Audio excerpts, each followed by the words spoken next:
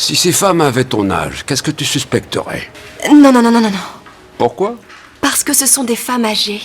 Elles peuvent pas avoir une gonorrhée. Tu penses que parce qu'elles sont âgées, elles ne peuvent pas être sexuellement actives? Ce jour-là, un médecin examine une femme de 83 ans. Mais la vieille dame est complètement désorientée. Elle passe son temps à insulter les médecins. Quoi, un obsédé? Sortez d'ici!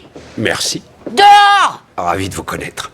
Le docteur Charles pense que Madame Wexler a contracté une gonorrhée, mais elle ne dit pas un mot. Le docteur Reese, elle, pense que Madame Wexler souffre d'une confusion liée à son séjour en maison de retraite. Ce trouble provoque d'importants problèmes cognitifs. Mais peu après, une autre résidente de l'établissement est admise. Elle présente des symptômes très similaires à ceux de Madame Wexler. Le docteur Reese trouve ça étrange. Alors, elle discute avec les deux patientes pour essayer de trouver ce qu'elles ont en commun. Mais, elle ne trouve aucune piste. Pendant ce temps, le docteur Charles a déjà compris ce qui se passe. Il est persuadé qu'elles souffrent toutes les deux d'une gonorrhée. Mais Reese n'y croit pas. Pour elle, ce ne sont que des symptômes banals. Après tout, elles ont plus de 80 ans. Selon elle, elles ne peuvent plus avoir de vie sexuelle. À ce moment-là, Monsieur Clyde vient leur rendre visite. C'est là que Reese commence enfin à y croire. Les analyses le confirment. Monsieur Clyde est bien atteint d'une gonorrhée, mais il décide de ne rien dire aux deux femmes. Le médecin continue de le questionner. L'homme finit par raconter la vérité. Vous couchez avec 4 femmes. Sarah, vous rendez cela totalement sordide.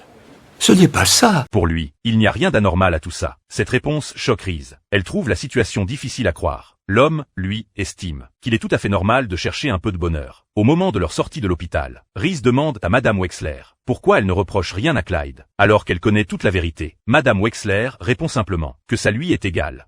Il y a des hommes qui passent leur vie entière avec des femmes. Mais ils ne cherchent jamais à savoir ce qui leur fait plaisir. Clyde le sait, lui. Allez, on y va, mon petit bouton de rose, avant que cette chose se Souvenez-vous transforme en en. citrouille. Merci beaucoup. Attention au décollage.